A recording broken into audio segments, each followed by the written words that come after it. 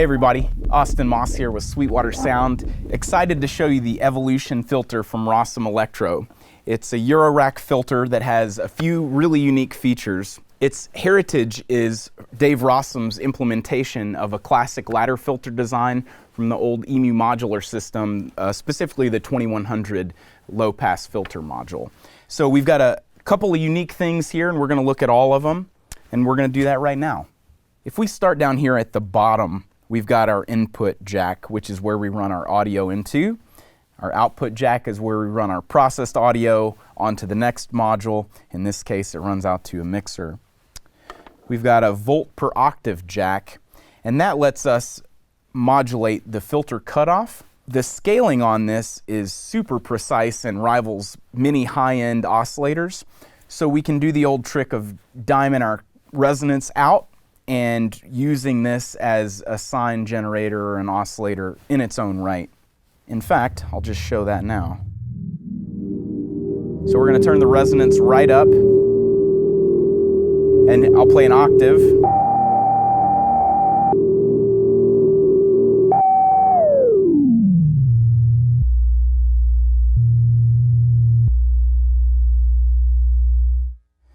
All right, so we've got a frequency CV2 jack here that's modified by an attenuverter. We've got two of those here, and these are summed together along with the value of the frequency cutoff knob so that we can control our frequency cutoff with an external envelope, for instance, and our knob. I'll show you what I'm talking about.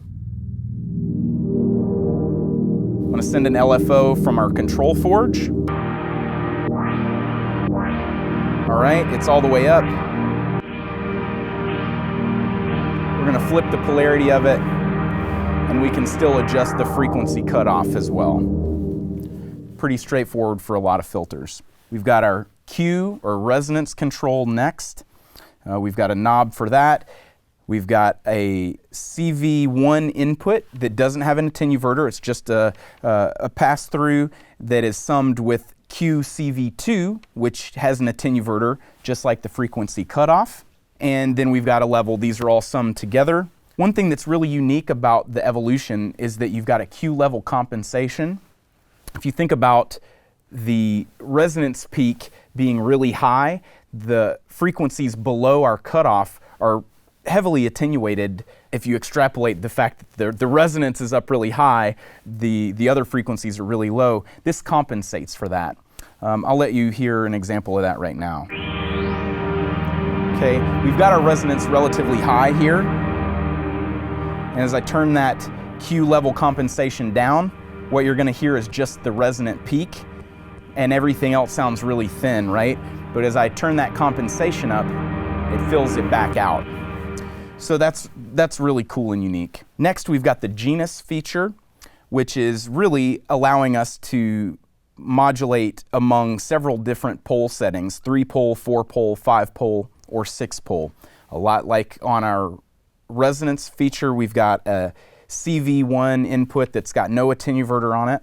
The second input has an attenuverter plus or minus, so we can modify the incoming values. And of course, we've got our knob that sets the values. All these are summed together so that we can have an envelope changing something as well as reaching up and grabbing it all together. The resonant frequency of each of these cutoffs is different. So on the 3-pole, the resonant frequency is 10 semitones above the cutoff. In the 4-pole, the resonant frequency is at the cutoff, which is ideal if you're trying to use it as an oscillator. 5 poles, the resonant frequency is 6 semitones below the cutoff, and at 6 poles, the resonant frequency is 10.5 semitones below the cutoff. Now, the reason that's cool is if you modulate that with, say, an envelope or something along that line, you'll hear sort of an arpeggiated sound as the resonant frequency goes up and down. Let me give you an example of that. Here's what I mean.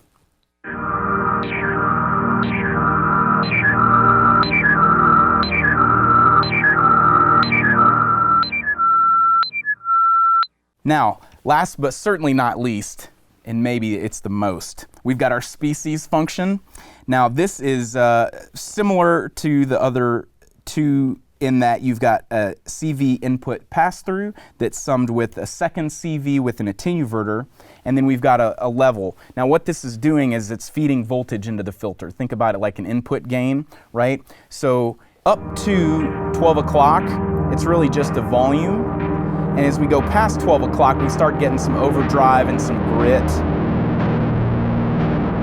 We really start to get some drive, and this filter starts to come into its own.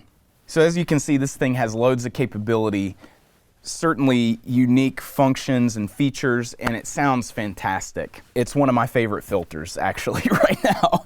If you want one in your rack, or if you have questions about it, give your Sweetwater sales engineer a call today.